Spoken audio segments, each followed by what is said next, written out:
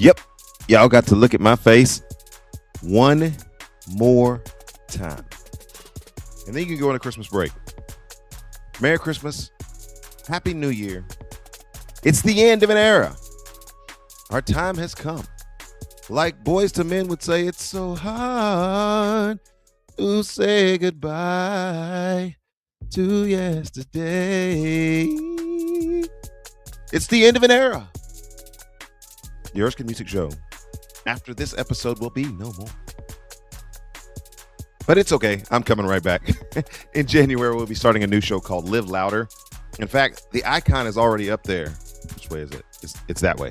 The icon is already there. And some of you are wondering, really not good for consistency for you to do a show at your non-regular time that nobody is watching. Oh, but you guys are watching. You guys are paying attention. And that has been the hallmark of the Erskin Music Show since day one of this show. You guys have been watching. You've been waiting. You've been listening. You've been commenting. Folks, let me do this. I got to hold the microphone today, so I can't. I'm obviously not in my home studios. I'm in a secure location in East Tennessee. And if you're following along with the show route, we went from Nashville to Michigan to Indiana, back to Nashville to East Tennessee, and then we'll be done. Got a show tomorrow night here in Johnson City, Tennessee. For those of you who are close enough to be a part of that, you can be a part of that. But nonetheless, let's get out, wipe the map with all that. This show is on. Comment section is on. I'm just going to type two letters. On. Let you guys know it's live. See, what had happened was I got meetings all day today in Johnson City that overlapped with the time that I'm normally going to be doing my show. And so had to do the show early, had to do the series finale, not just season finale. This show is over. No more Erskin Music Show in your face. But again, we're coming back. We're coming back with another show called Live Louder.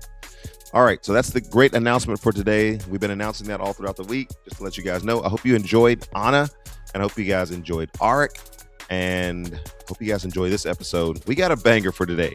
How do you want to go out with the Erskin Music Show? Well, we're just going to do what the Erskin Music Show always does, which is ball out.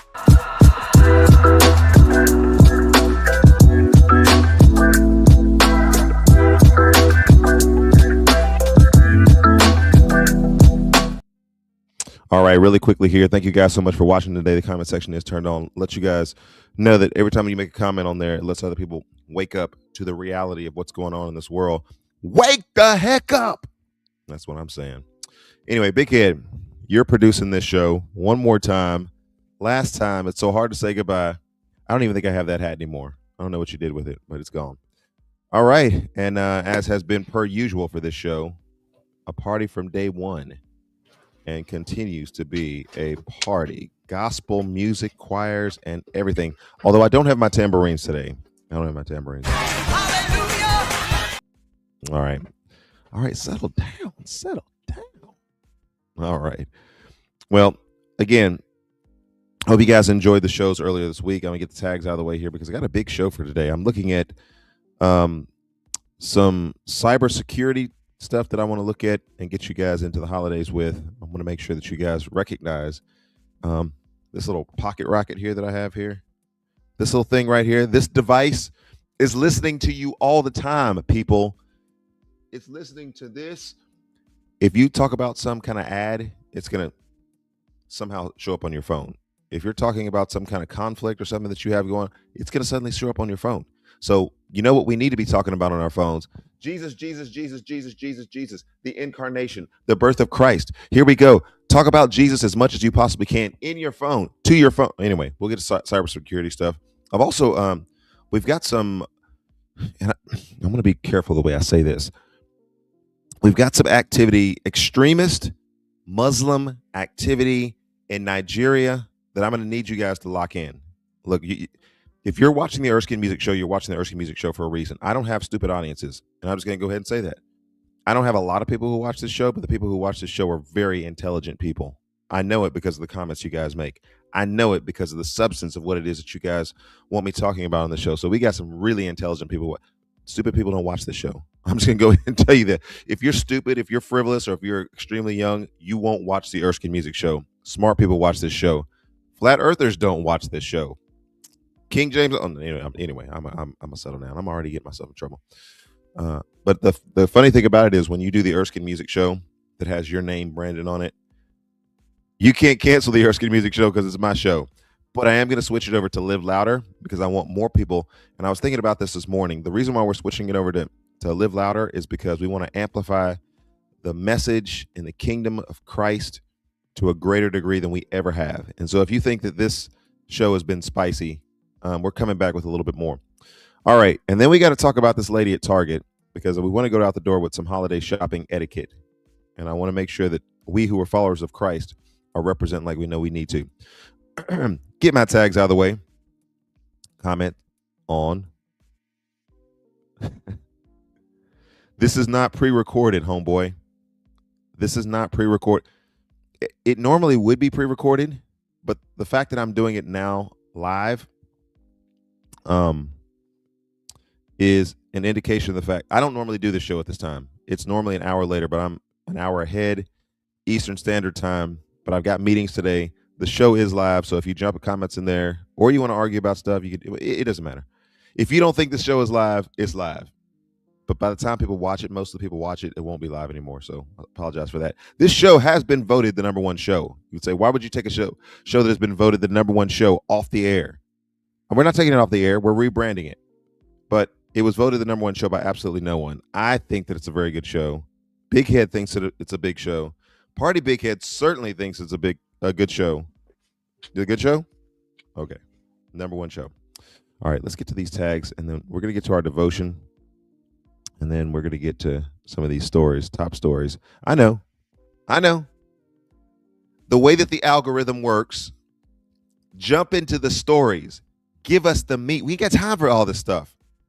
But I'll tell you what you do have time for. You got time for some prayer. Don't play. Don't play with me like this. All right. Fair use. I'm going to do this. I'm going to comment on the stuff that I'm looking at here. I'm going to report on the stuff that I'm looking at here. I'm going to ask you to comment on it. So we're changing it, and it does fall under the guise of fair use. If you've not already subscribed to the show, I'm not putting that up there. There's no more of the Erskin Music Show. Don't even worry about subscribing to the show. It'll change to the Live Louder Show. So if you want to be in the queue for what's coming up next, I guess you can subscribe to the show. But it won't be called that, but you can subscribe. For those who are watching on various platforms, I don't even know why I'm doing this today. The Jesus Story, the Better Story Tour, the Holy Roar Tour, all of that, we'll change out all that stuff. All right, let's get to it. Prayer. Bow your heads. Close your hands together, because we teach young people to pray. You better be postured like this somewhere out there, wherever you're at. Father, we thank you for today. I thank you for just a few moments for character development. We need to take more time for that, but we're gonna do what we need to do today. For your name and for your glory, we love you, Jesus. Amen. All right, grab your Bibles. Titus chapter 2, Titus 2, and this great admonition. Oh man, stuff is falling down all over the place. Had a wonderful show last night in Elizabethton, Tennessee. Good folks. Paul is going to give us some instructions for the younger and for the older. Drop my phone. Now I'm going to get several ads about how not to drop your phone. I'll put that right here. Titus chapter 2. These are instructions for the older and for the younger. This is wise, sage-like advice Paul is going to give to Timothy. Titus.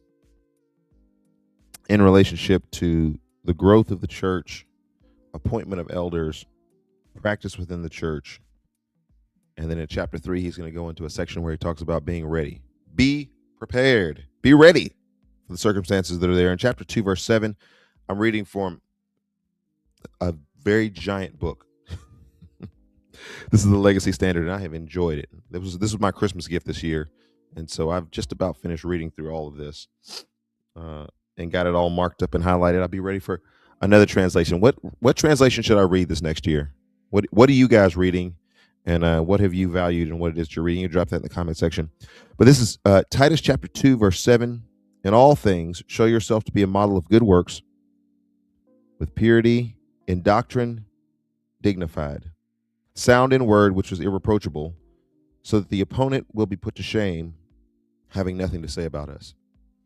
All right, folks, is this show?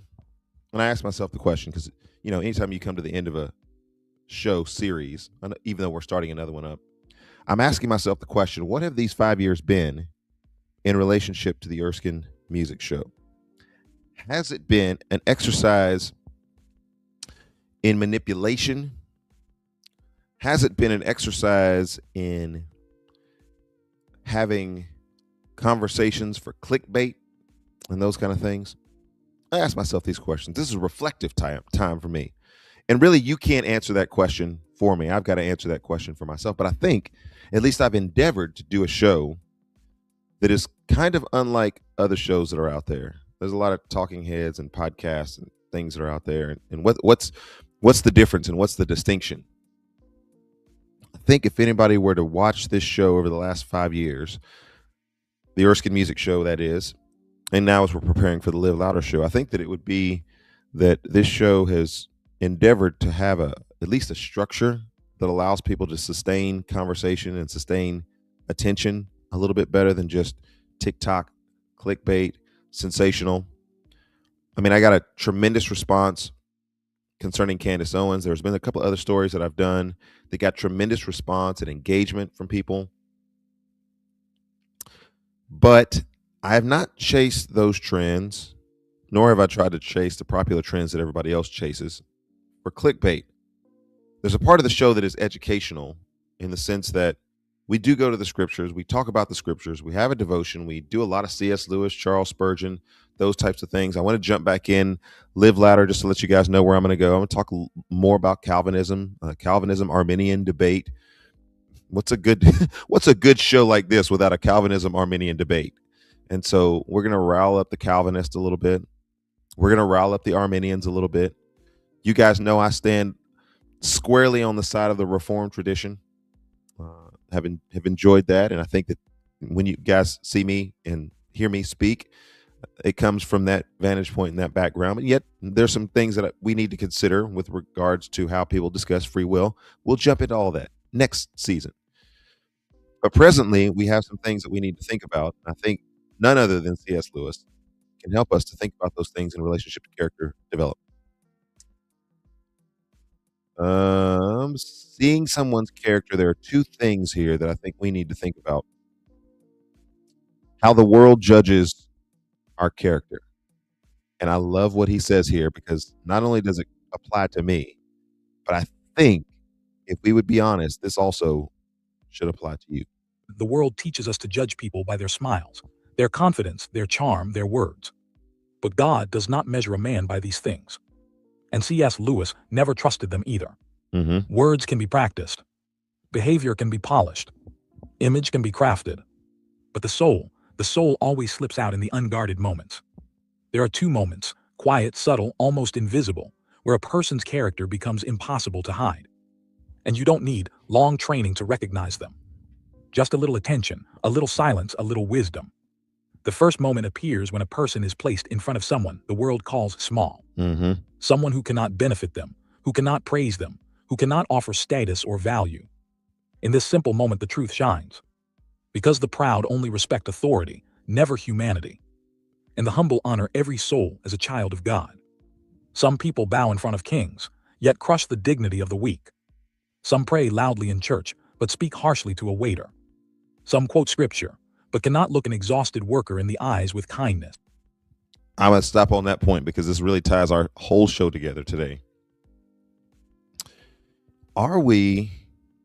Am I only so good on this show as it allows me to, I don't know, I'm trying to get comfortable here. Got the Christmas tree and everything in the background. This is kind of nice. Like, put my leg up, put my feet up in this house. Anyway, are we only manipulators in the way that we view our Christian life? Some people would say that's hypocrisy.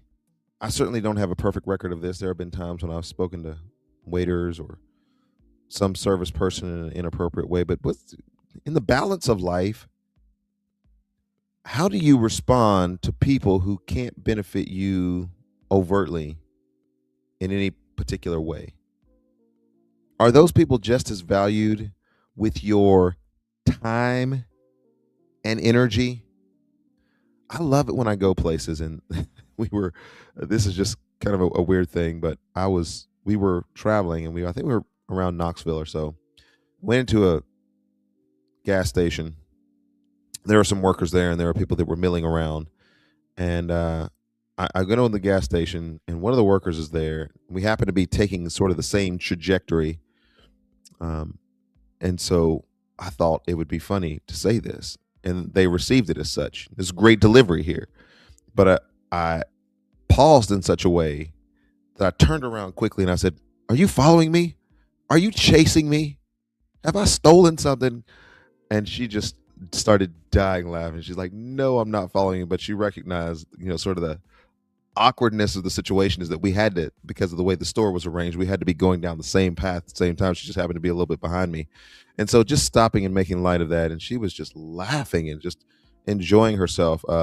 Miranda Whitmore, if you guys remember that October 3rd post that I put up of her singing at Cracker Barrel, that might be the greatest birthday song that anybody has ever sung. I think in history. That will go down in history. Never before done and never before duplicated. You look at Miranda Whitmore, and she's been posting a lot of stuff recently because apparently she just found this. It's October, November, December, and she just found the fact that I posted that, and there were so many people who had commented on her incredible voice. Well, that comes from a moment where, and I know you could say, Cracker Barrel, you're there eating and she's serving, and so in some way she's helping you out, but that comes from a moment in which a lot of times my engagement with people is, tell me about yourself. Tell me about what it is that you're doing. And then we may not ever get to what it is that I do. That's okay. Y'all know what the hell I do. Y'all know when I'm on this microphone, and y'all know when I sit at the Resolute desk in East Nashville, I'm about to step on the gas. Kingdom of God is at stake. There are souls that need to be saved. There's a message that needs to go forth. The nations need to be reached. Music needs to be played. And y'all know what I'm doing when I'm out there. But y'all know what it is that I'm doing. Not everybody needs to know that. And I think that's the thing that C.S. Lewis kind of highlights in this. And I think hang around me if you want to. I think that at least I try to be consistent about this, is that it doesn't make any difference what your title is. I just enjoy people. I enjoy people being around. I enjoy young people. I probably like older people a little bit more than I like young people, but obviously I love young people. We keep foster children. We do that sort of thing. I love college students. I guess I love high school students as well. Middle school students, they're squirrely. They're kind of like cats, but I like them more than cats. I just like people. And I think that when we cultivate or we have that kind of character, that kind of attitude, it shows. There's people who watch this show who are young. And I'm surprised that they watch this show because every once in a while I'll say a bad word. And I'm like, oh, did your parents? Okay, I'll try to stop saying bad words. And then there's some older people who watch the show who are retirement age. And I get messages from them from time to time. That's pretty cool. And then there's kind of Generation X folks like myself who watch this show. They don't watch it. It usually interrupts the workday. And so Gen X, you should be working. We're not retirement age, folks. We should be out there working. We should be grinding. And so there's some who watch this show. They enjoy this show, and I appreciate that. But C.S. Lewis is onto something here. And I really appreciate the way that this has been put together to think through. Can we look at somebody with kindness, even though we aren't directly going to benefit from them? They're not going to post anything on social media about us. They're not going to talk about us. They're not going to pat us on the back. They might not even know who we are. A person who is rude to the least will one day be cruel to you too. Because their respect was never real, it was selective. And selective respect is not respect at all, it is strategy. When you see someone honor a stranger, speak gently to the unnoticed, or smile at someone who has nothing to offer them, you have glimpsed a soul that understands God. For Jesus said, "Whatever you do for the least of these, you do unto me." C.S. Lewis believed the same. The way we treat those we don't need reveals who we truly are. That's good. The second moment of truth is even more revealing. It comes quietly in a single word that destroys all pretense: no. If you want to know someone's heart, deny them gently. Not to There should have been I know this is kind of AI generated, but it should have been, it comes in a single word: dramatic pause, dramatic pause, dramatic pause, because this is what a real human being would do. No. No. It's like acting class. No. The word no. And I love what he has to say about the word no, because this is a word we probably need to practice a little bit more in 2026. This is a word that I say I'm going to practice it more, but there's two competing thoughts here. Do we need to give more? Do we need to go more? Do we need to sacrifice more? Or do we need to not do those things and just say, I can't do that right now? I'm going to have to say no. I'm going to have to step away from that. I'm going to have to pause. I'm going to have some rest. But I like the way that he says this. Listen to what he has to say. insult them, not to test them, but simply in the natural flow of life. Say, no, I can't help right now.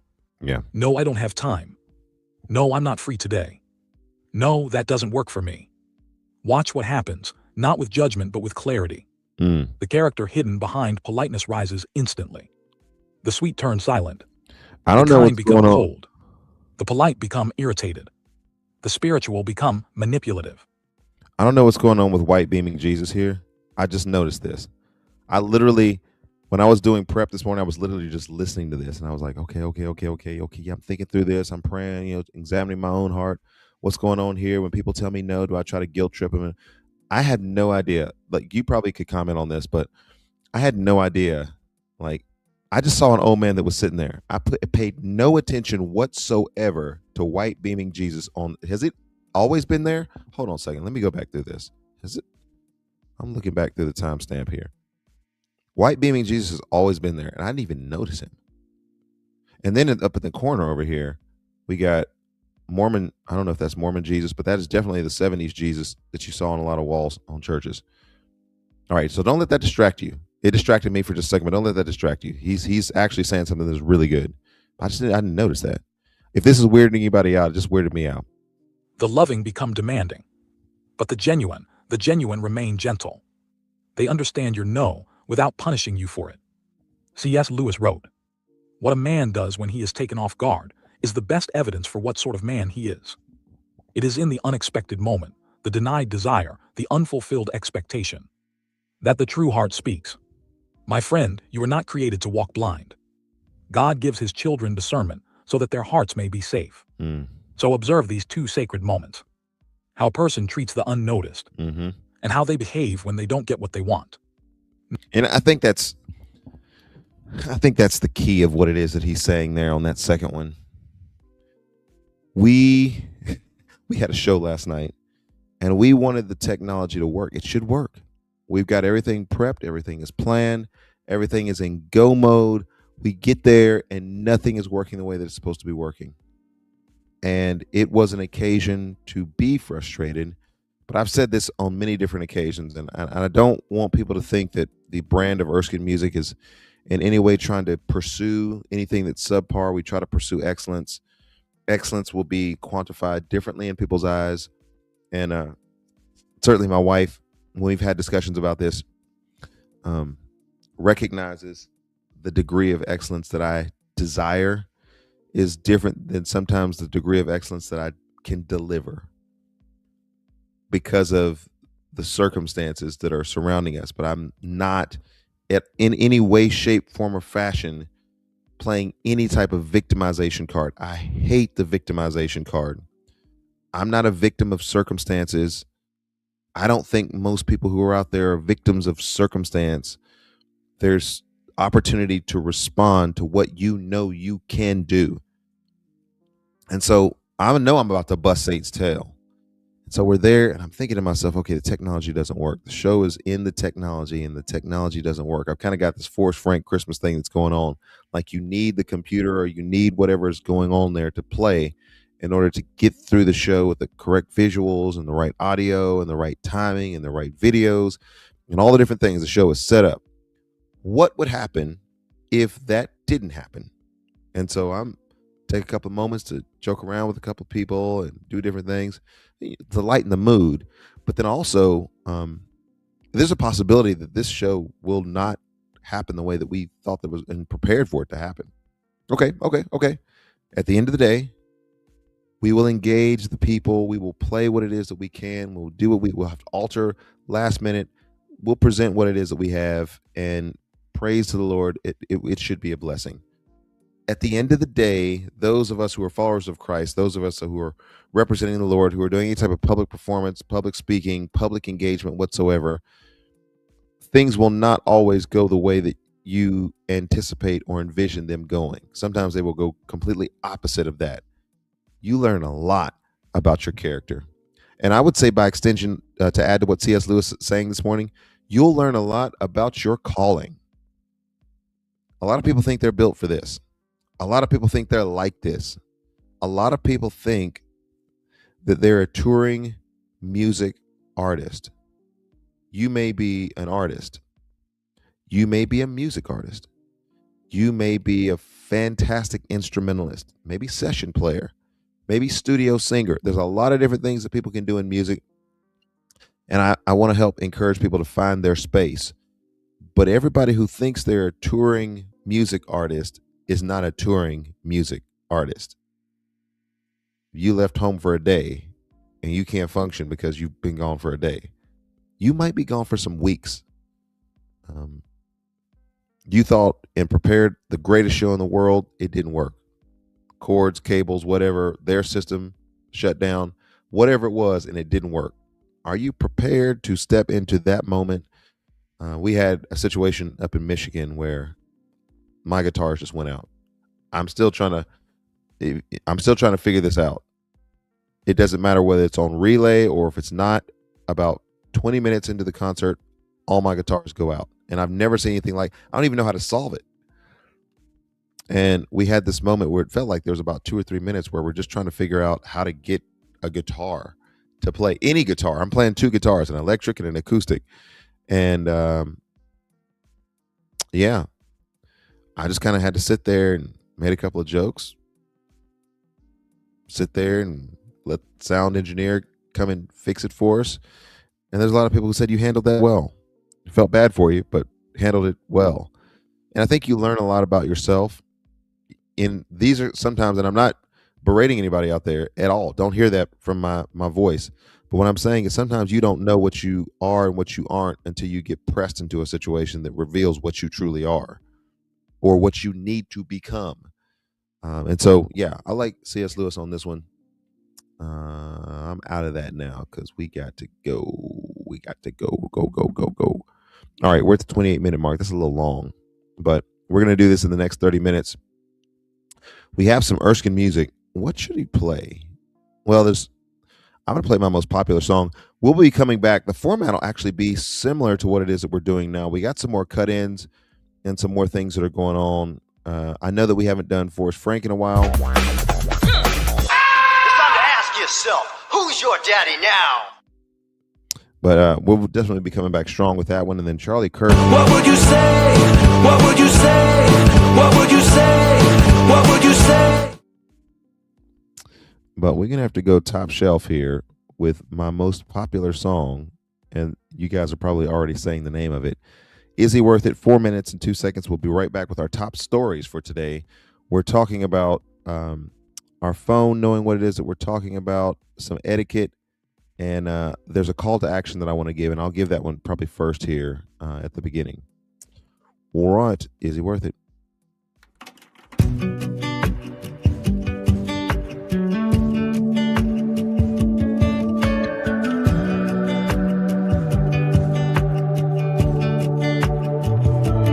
This is no game, it's no fairy tale. I stared right into a rifle barrel. It all comes down to this. Is he worth it? This is no dream, it's reality. They stole my love and my dignity. It all comes down to this. Is he worth it? This is where faith lives or dies.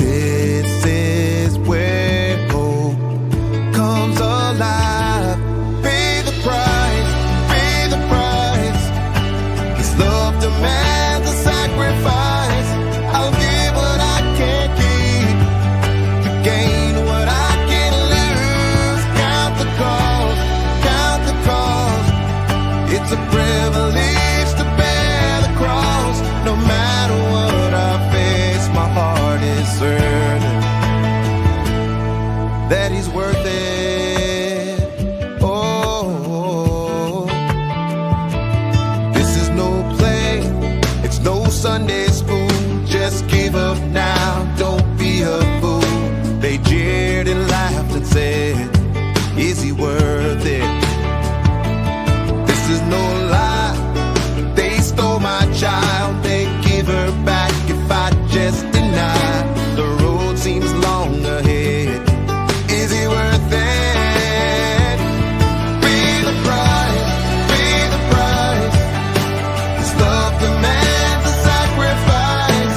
I'll give what I can't keep to gain what I can lose. Count the cost, count the cost. It's a privilege to bear the cross. No matter what I face, my heart is certain. Life is gonna ask you to make a choice. Give it all away for a great joy. Nothing's better than Jesus. When the heavens open up and we see his face, standing there, yeah, we're gonna say he was worth every pain. Pay the price. This love demands a sacrifice. I'll give what I can't keep to gain what I can lose. Count the cost, count the cost. It's a privilege to bear the cross. No matter what I face, my heart is certain. Yeah, no matter what I face, my heart is certain that he's worth it. Oh, yeah, he's worth it. Oh.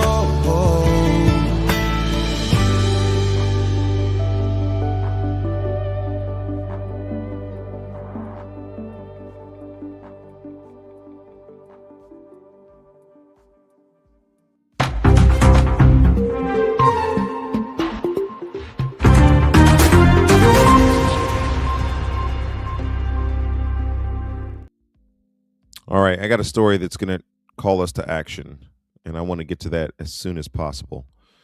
Here is a situation that's taking place in Nigeria that we need to know about. This is Mike Winger, Mike Winger, I don't believe is reformed. He's got a series of critiques on Calvinism, and I want to listen to some of those because I deeply, deeply respect Mike Winger, and I would love to see what his objections are to Calvinism. But anyway, we'll get to that next season. But Mike Winger is here talking about something that we need to hear about in relationship to persecution in Nigeria. Insiders inside of Nigeria who've communicated it through truthnigeria.com.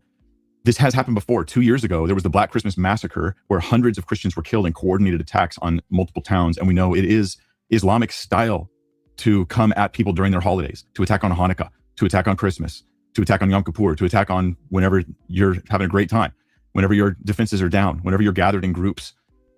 This is an emergency, and we need the U.S. government to get involved if possible. We need for the Nigerian government, obviously, they should get involved. It is only. Now, I've listened to this through, and I've listened to this on several different, another platform.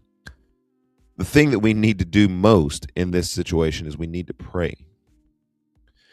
But our prayers, I believe, and this is my response here. I've already messaged Representative John Rose, who's in my district in Tennessee, regarding this, and there'll be a call to action, some things that we can do, practically speaking, in relationship to the United States government. But before any of those things take place, we need to pray. But I think that in praying, we also need to be informed in our prayers. And so I wanted to play this to you. If you do the call to action that is here and you message your representative, that's fine. That's great. It's wonderful. It takes literally 3 minutes to be able to do it. If you have all your stuff auto save where you can put your name and address in, click, click, click, click, click, copy, paste, put your representative in there, put your name or contact if you want to continue contact. It's easy to do. If you don't have the time to do that, that's fine. If you don't want to do that, that's fine. But if you're a follower of Christ, what you do want to do, I'm going to tell you what you want to do. I'm acting like I'm your daddy, but I'm going to tell you that you want to be praying. There's no Christian out there that should be like, you know what, I'm not praying for Nigeria. I don't care if they get killed. No Christian that's out there, no pastor that's out there, no true spiritual leader that I should say, would be out there saying, you know what, this is not even a big deal. Merry Christmas. Let's wrap the gifts. Let's get the ham, turkey. No, that is not a biblical or Christian response. We do care, and we do know that prayer works. God uses prayer to impact people's lives, and that we can be praying and should be praying about this situation. But to inform us about what we could be praying about, here's Mike Winger. In the failure of their involvement or their capacity to do something about it, that we need U.S. government involvement. And so I'm going to here speak on behalf of my fellow believers in Nigeria, as a Christian who cares about them, as a fellow believer, as one who's told according to Scripture that I'm to remember those that are in chains as though I was with them. And so in spirit, I'm with you guys. And I'm praying that God would protect you, but we're also advocating that God would protect you. So this is an action video. I'm going to call you guys to action. Let me show you the details, and then I'll give you the action steps that you guys can take that might make a huge difference and save some lives a few days from now. This is truthnigeria.com. Okay, this website was founded because of the ongoing terrorist activity of Muslim jihadis in Nigeria. They created this website so that they could warn towns. Basically, they'd find out there was a group on bikes with RPGs and AKs and stuff headed to a town, and they would warn the town. They would send a signal out to get that town, basically so that people could flee. This has been going on for years and years and years in Nigeria. This is not even news. But what's news is that there's Judge Saul now is warning of planned terrorist attacks in Nigeria during the Christmas season. You can read about this on truthnigeria.com. I don't think that we have a good grasp of what the reality of this looks like in our context, because you can very well be in Nigeria, in a certain part of Nigeria, and not be experiencing any of these things that are being talked about here. And yet there have been targeted attacks that don't just go through and it's like, hey, there's a Christian that got killed in a village in Nigeria, and he got into some kind of argument with a group of people. They identified that he was a Christian, and then they killed him. And then they, another Christian somewhere. This is not like sporadic, random stuff like that. This is groups of people who are coming together for the express purpose of going with genocide and murderous thoughts in their mind toward those in whom they have identified as Christians. And so I don't know that it could be any more appropriate. That song that we just listened to, Is Jesus Worth It? On both sides of the equation. On the Nigerian side, asking themselves the question, is it worth it to follow Jesus in a country where someone may literally come to my door with an AK-47 and ask me to deny Christ or lose my life? Or is it more pressing on our side, and probably it should be, to be stirred to this call to action to which we are beholden to be praying with these believers, to be informed, to be vigilant, to be faithful in the discharge of the gospel on our side of the equation, because one of the things that they cannot do and are forced by their persecutors not to do is proclaim the gospel. Are we being stirred and motivated in these ways with the knowledge of the fact that this is a different reality than what even the media sometimes will express and explore? And so this is a great, and again, I don't want you to just believe it because I've said it, but I'm using my platform to be able to say it with other platforms that are out there. Here's something that we need to be prepared for. I know that we're getting Christmas gifts and everything ready. I know that we got holiday plans, holiday travel, all the things. But I would say that maybe in between those things, or maybe even pushing aside maybe some of those things to a certain degree, we need to be vigilant about this. What are you going to be doing on December 25th? You can be opening presents, wassail, holiday games, Bible story. I don't know what it is you're going to be doing on December 25th, but we know that there's a coordinated Muslim attack planned for December the 25th. I'm going to have it on your screen here as well. Here it says he's sounding the warning of two religious freedom activists at Washington's National Press Club. This was on December 10th. We're trying to get the government to care about this. We're trying to push this forward, to get forward movement, to have the U.S. government maybe do drone strikes to kill these terrorists so that they cannot do this stuff, or do something. Oh yeah, pacifists aren't going to like this episode. To violate Nigeria's sovereignty, hopefully working with Nigeria, the Nigerian government. In fact, let me show you another article in a second that they may be even approving of this finally, but we don't know. Everything's up in the air because there's multiple forces on both sides fighting for the Nigerians, the Christians in Nigeria, versus fighting for the Muslims in Nigeria, and that's just how it is. So the information is that there's multiple specific towns. Judge Saul even knows the towns that are going to be attacked. He's warning the governments of these things. The Nigerian government historically doesn't care, doesn't do anything. Even recently, there were 300 kids that were kidnapped. You guys heard this story. Listen to this. If you hadn't heard this story, you need to listen to this. 300 kids that were kidnapped just 3 weeks ago. And so far, while in the US, if that happened, those kidnappers would be dead or in custody and those kids would be free already. It would have happened within 24 hours. Yep. In Nigeria, it's been over 3 weeks. 100 of them have been released with no information from the government. We don't know why they were released. They were probably paid off, which means they got more money to buy guns and do even worse stuff this Christmas. And the other 200 are just still with them. This is insane. This stuff's insane. I want you to think about that for just a second. Because there might be some pacifists who are like, turn this show off. Get that Erskin music show. He's a war hawk. We're not going to listen to this guy. He's got murderous thoughts. He's not a true Christian because he's advocating war. He's advocating violence. Now, what I am trying to educate you guys on is the fact that there is spear sovereignty. The government bears a sword. Check it out in Romans chapter 13. You don't believe me, just watch. The government bears a sword and has the capacity and the responsibility to bear that sword for wrongdoing that is taking place, even a sword. Come on, y'all know what I'm talking about. Lethal force when necessary. The church has a spear of sovereign authority. The family and the home has a spear of sovereign authority. So I'm trying to help you understand that it's not inconsistent for me to be saying, or for Mike Winger to be saying, if somebody came into our homes and stole 300 of our kids, we might be the ones who execute that justice. But so far as we would call the police or the police would be involved, if there was an altercation and the people who ended up doing this were killed as a result of it, we would not sit back and say, well, they've inappropriately used their authority. No, they've used their authority appropriately so that we could get the kids back, so that we could have justice, so that we could have truth prevail, so that we could have a quality of life. And so too, the complexity of the situation is we can't just go into other people's nations. I mean, national borders. That's something that we argue about all the time. Who should be in America and who should not be in America? And this is not a show on immigration, but I believe in national borders. The scriptures believe in national borders. The Ten Commandments believes in borders and property rights.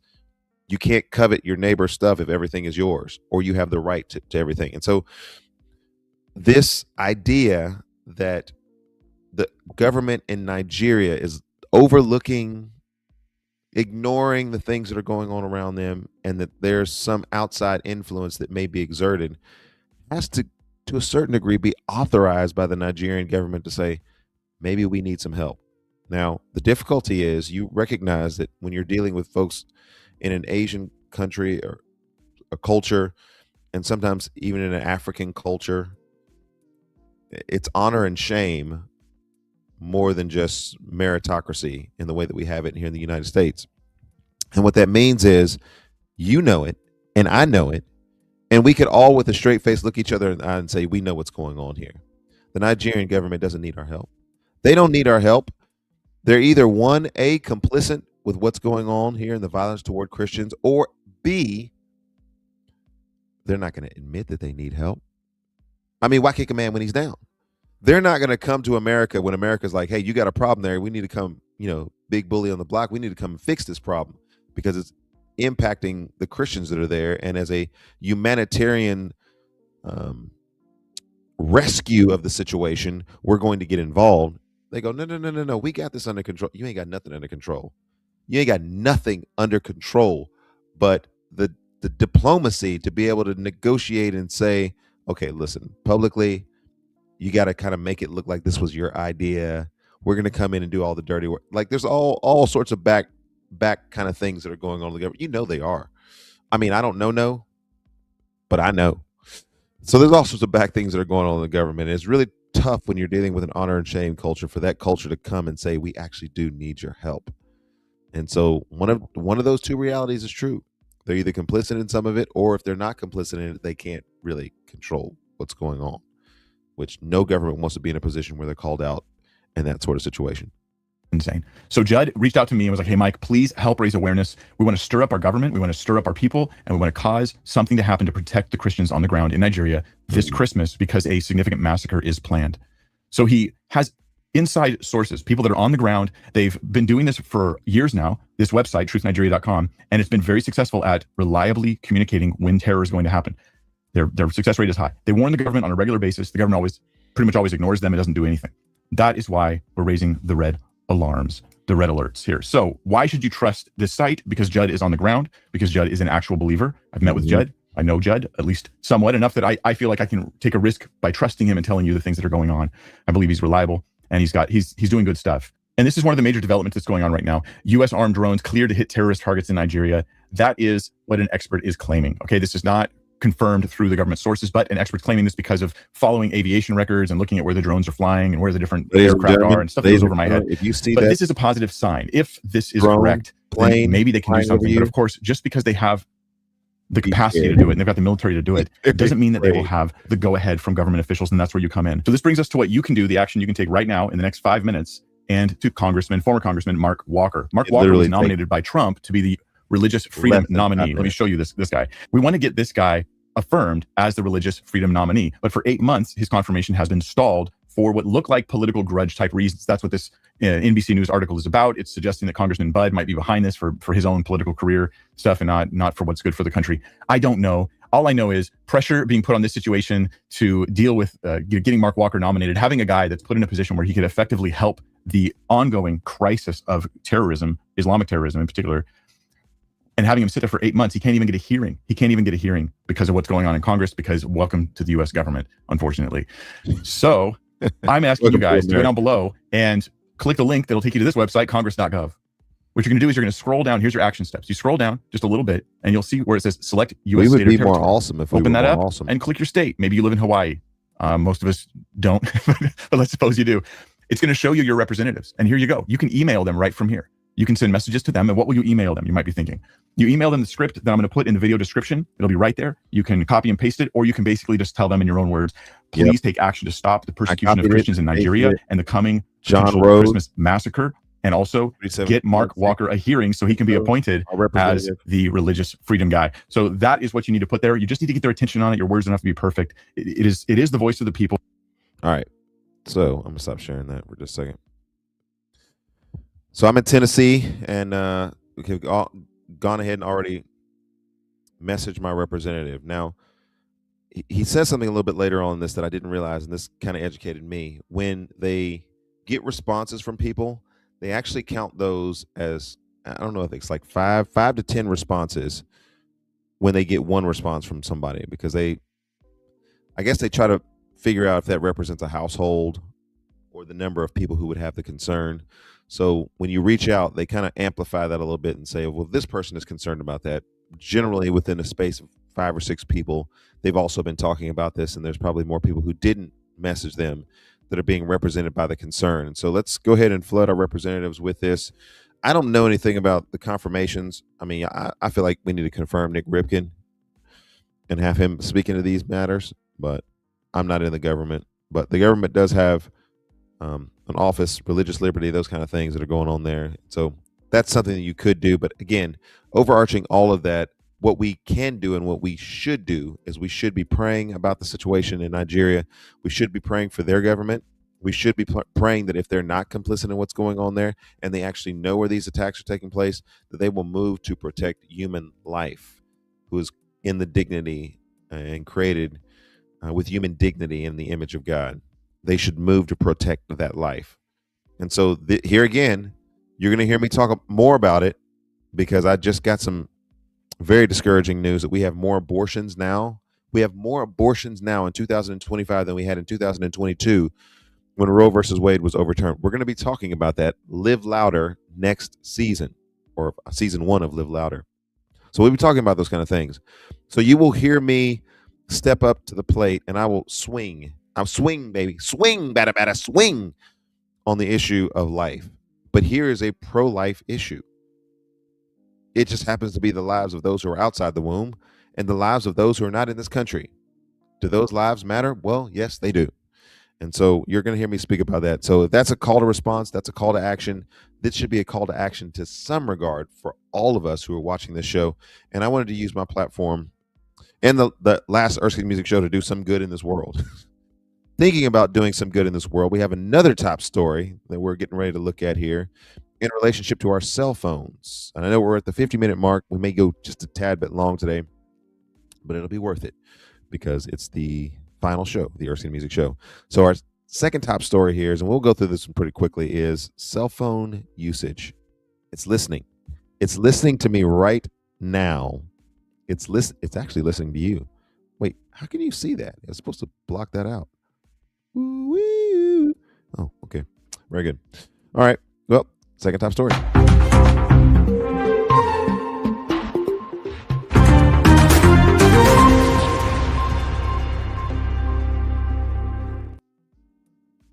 I don't know what happened to this brother. I'm not talking about his face. Y'all stop playing. I don't know what happened to this brother, but his audio is just a little bit off. But he's going to scroll through a couple things that we need to hear about in relationship to our phone. If you didn't already know this, I mean, we all kind of know this already. We all know that this phone is listening to everything that we have to say. Jesus, Erskin Music Show, Erskin Music, live louder. Yeah, it's listening to everything that we have to say. And so let's prepare ourselves. Cybersecurity. It's not. Your phone is listening, watching, tracking, predicting, and collecting data on you right now, even when you're not using it. And today, I'm going to explain exactly how and why it's far worse than most people realize. I don't want to know that it's worse. I'm Carl B. Johnson, CISO, author, and cybersecurity instructor. And this is one of the biggest risks I see every single day. Let's start with the obvious. Your phone tracks everything: where you go, who you talk to, what you search, what you buy, what time you wake up, what time you sleep, and even how fast you walk. And here's the part nobody wants to admit. You gave every app on your phone permission to do it. Not because you wanted to, but because you tapped allow just to make a pop-up go away. Mm-hmm. But here's where it gets scary. Your microphone and camera can be activated without your knowledge through apps you've already installed. No, it's not the government listening 24/7. It's much simpler than that. It's advertisers, it's data brokers, it's app developers who make money by selling your behavior. All right. This should terrify everyone that's out there. There's some things that we can do to turn these kind of things off. But the cell phone experience is tailored to give you the maximum amount of screen time. And there's a Pavlovian effect that by swiping and by doing, by closing, undo trash, cancel. The kind of things that cause us to habitually pick up our phone and look at it, pick up our phone and look at it, pick up our phone and look at it. I've tried to do this. I've got several meetings today. One of the things I try to do is I try to get my phone and put it either in my pocket, although I don't want the radiation killing my leg, but the water is killing you, the air is killing you, everything is killing you, everything killing me softly. As Paul says, although outwardly we are wasting away, inwardly we're being renewed day by day. That's the life of the believer. Everything is killing us. But I try to get my phone out of sight because, one, I don't want to be disrespectful to the people that I'm with. And I don't want to have the tendency of something, because if my phone buzzes, because there are some times when my wife needs to get in contact with me and she has access to directly get in contact with me. But there are some times when my phone buzzes that I have to look at it, but I try as hard as I possibly can to not have this thing. And again, he may say, just go ahead and turn it off, but I can't always turn on my phone. There's too many things going on in life that might be an emergency. They're building a psychological profile on you. Your fears, your habits, your routines, your preferences, everything they need to predict what you'll do next and how to influence it. Yep. This isn't accidental. It's the business model. Yep. Have you ever talked about something out loud and then all of a sudden you started seeing ads for it? Yeah, that wasn't an accident. All of a sudden. Your phone is designed to listen for intent. It's not recording full conversations. It's listening for keywords. Words like buy, looking for, need, planning, or specific product names. And every time it hears something valuable, it tags it, analyzes it, and sends it to an advertiser's database. Mm-hmm. That is the part most people never realize. But audio isn't the only problem. Apps can track you through Bluetooth beacons in stores, Wi-Fi networks you walk past, location history, even with GPS turned off. Your IP address, which reveals your habits.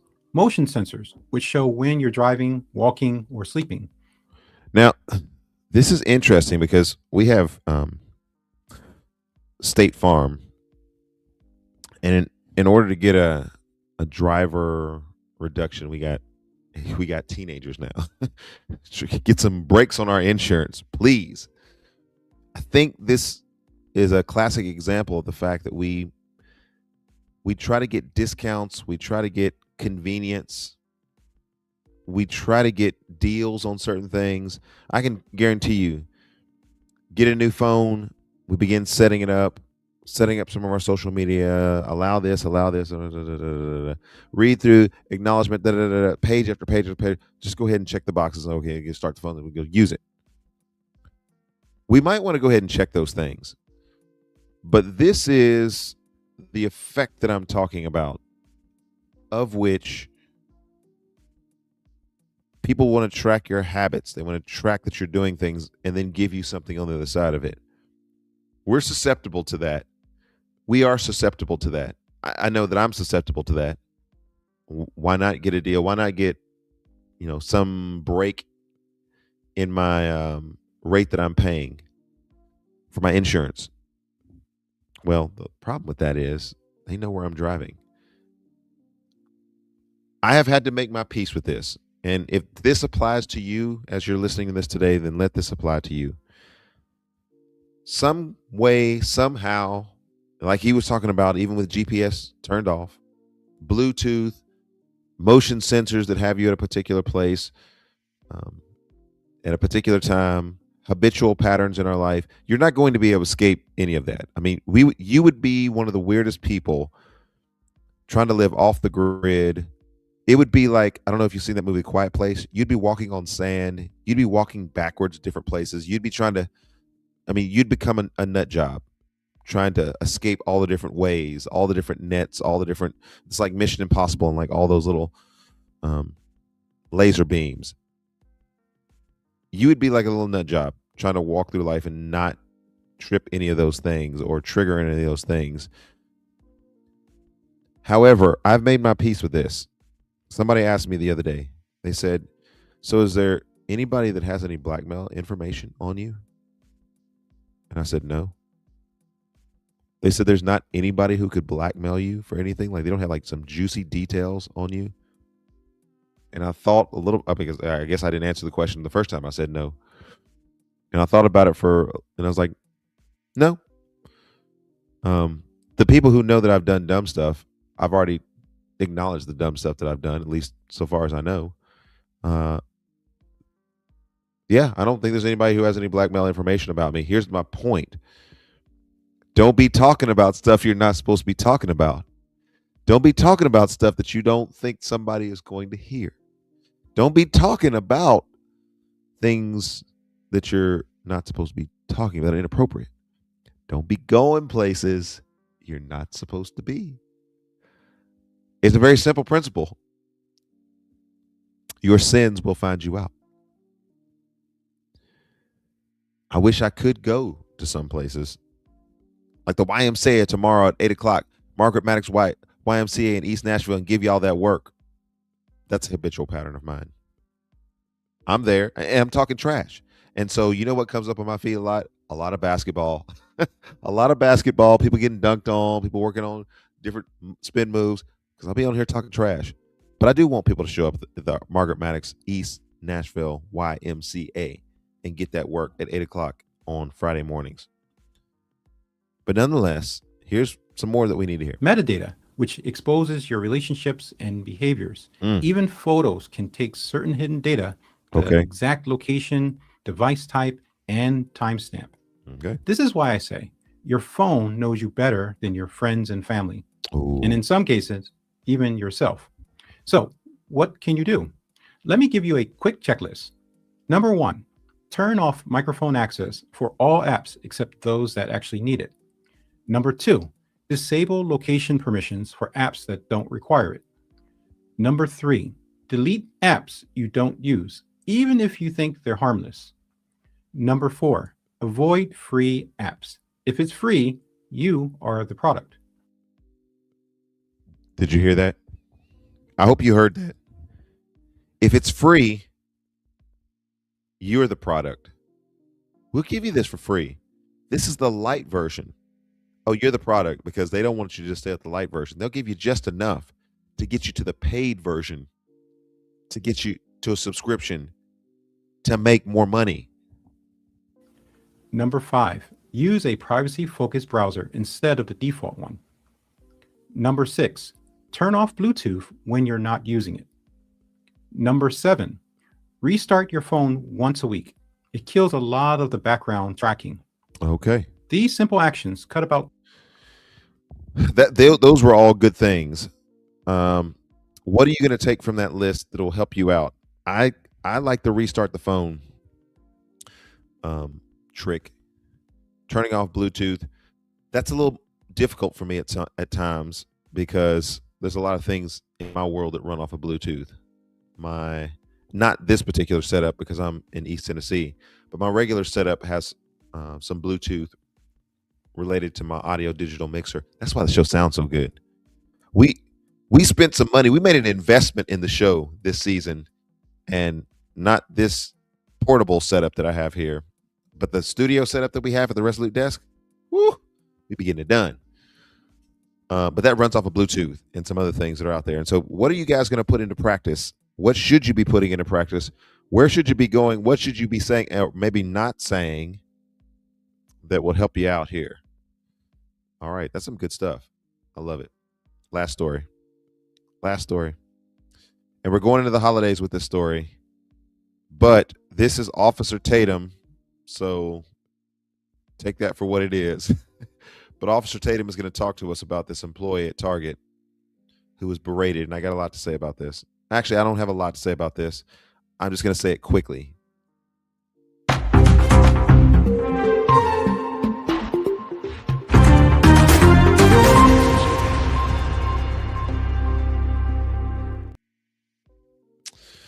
So here's a lady at Target who's working at Target, and she has a red shirt on, and I've noticed that businesses have allowed people to do this, and I didn't think that this was a thing, but I guess apparently it now is a thing, because I was surprised at some of the stores that I was at that the employees had the color of the store on, but it was something that said something completely different. Apparently they allow people to do this now. At this particular store, and we're still trying to figure out where this lady is at. Maybe we don't need to figure out where this lady is at. We talked about tracking people. Officer Tatum was talking about tracking her. He wants to, give her a gift card or whatever it is, some kind of acknowledgement for the fact that she responded the way that she did. But it's an older lady who is wearing a Charlie Kirk shirt. It's in the color of the establishment that she works for. And someone sees the shirt and then makes a beeline over to go and talk to her and argue with her about wearing the shirt and about the fact that she shouldn't be wearing the shirt. And there's a couple of different levels that I want you to watch this on. And we have to watch it fast and we have to think, but this audience is very adept at doing this. Think on the level of just basic human interaction. Is this appropriate or not appropriate? Is this something you could show your kids? Hey, this is not appropriate. Don't do this. We can learn by watching this what not to do in a certain situation. And conversely, we can learn what to do by watching this from the vantage point of another person. All right, so there's that level of watching this. There's the level of understanding the nature of dialogue and debate and discourse, and another word that I would use here, diffusing a situation. Like this lady really wanted to go toe-to-toe. It wasn't time to go toe-to-toe. And so diffusing a situation, we can learn and we can observe some of those things as well. In relationship to Charlie Kirk and him being called a racist. Like if you've actually done a deep dive on what it is that was racism, that people are saying is racism, I don't think it was racism. I don't think he was responding out of racism. In fact, I saw him a very harsh response that he gave to some people who actually were racist. He told him to get off the stage and like get off the microphone. And so I think understanding if you're going to wear somebody's shirt, if you're going to represent some brand that's out there, and it could anyway be controversial, which everything could be controversial, I suspect. But if you're going to wear a brand and there's a presentation that's controversial, know what it is that you're talking about. Know either how to diffuse the situation or know some substantive material about what it is. I always told kids, don't hand out a gospel tract that you haven't read. Don't wear a shirt that if somebody were to ask you, what does that mean? You'd be sitting there going, I don't know what this means. I just got it on. Don't do that. It makes you look like an idiot. So watch this on several levels. Don't look like an idiot. And then there's another level that I think we might be able to get to. We may or may not get to it in the time that we have. All right, Officer Tatum. I would let a woman cuss at this older woman because she decided to wear a Charlie Kirk shirt. Why would you speak to another person this way? To cuss at this lady is so disrespectful. When the woman don't even work at Walmart, at Target, that lady ain't got no. So she bothering this woman for no reason. I remember when a dumb lady, and I almost slapped this lady, but I was trying to be a good Christian. My wife is it's back when COVID, the scamdemic was going on. This lady had scrubs on. She's in Dillard's or wherever we were at. My wife is at the checkout line. This woman done checked out already and walking out the door. She see my wife without a mask on, and my wife is already like 7 months pregnant. She come back to the line and try to tell my wife that she need to pull her mask up. I said, lady, you better get out of here before I slap you. It's the same thing about this. You going at this older lady and you cussing at her like this. I couldn't be at the store. I'm just saying I couldn't be at the store. Roll it. That's not a Target shirt. It's not a plain red shirt. You support a racist. It's not racist. You support a racist. He's not a racist. Yes, he is. No, he's not. Yes, he is. I'm sorry, but I'm not going to sit here and argue with you. You're not. You should go get your manager. You should not be allowed to wear that at work. Unacceptable. Unacceptable. That's your opinion. No, the opinion is he's a racist and you support him. That's your opinion, ma'am. And you should not be allowed to wear that. This is going to be taken above your head. That's insane. Insane. It's the fact that she got so. All right. We don't need Officer Tatum on that one. We don't need Officer Tatum to have some kind of righteous indignation about that. And I'm not gonna trip. This is my last Erskin music show. There is a certain sense in which folks need to be told politely, if you can. Hopefully it can be resolved quickly and without great incident, to mind your own business. Mind your own business. We have activists who want to police what it is that people wear. We have religious fundamentalists and we have cultural fundamentalists that are out there. We generally do. They're going to police what you wear, police what you say, police if you have mask on, all those different things. They're the voice of justice. At times, we need to figure out what minding our own business looks like. That wasn't the time, nor the place, nor the circumstance. And we might disagree with what she had to say with Charlie Kirk, but I mean, maybe go on your podcast and say, hey, I saw a lady who was wearing Charlie Kirk. Or maybe just go and talk to the manager if you feel like that was a concern. And the manager can tell you, hey, we let folks wear that. Sorry if that offended you. This is Target. Target tries to offend and not offend anybody that's out there. And Target has come under fire from time to time. They try to have the LGBT line. That failed miserably. There was a great cultural pushback on that. And as much as I disagree these days with Candace Owens, I actually agree. Not to the extent that she was saying, you're the gay or you're a pervert. I don't know what Candace Owens said or something if you shop at Target. I got my ugly Christmas sweater from Target. My Snoopy Christmas sweater from Target. And I'm not gay. And I'm not a pervert. I shop at Target, but Target has been under fire because of the very woke agenda that they have tried to present to the people, and the culture said no. They apparently are allowing their employees to wear a Charlie Kirk shirt or red shirt or something that is in the color spectrum. And so, yeah, I think that there's a lot here that commends itself to the mind your own business, meddling in a quarrel that's not your own. There's proverbial wisdom that needs to be applied in this situation, and it's not being applied in this particular situation. And we get a chance to see it because virtually everything is recorded these days. All of these stories are circular, they all filter into one another. Big Brother, if you want to call it that, is watching you. You have phones that are listening. You have people who are engaging. And all of that is commensurate with the responsibility that we have as followers of Christ. I'm going to close the show out with this. To be people who know the word, show the word, and go in the word. When we come back for season 1 of Live Louder, we're going to be talking about these things and really trying to press the point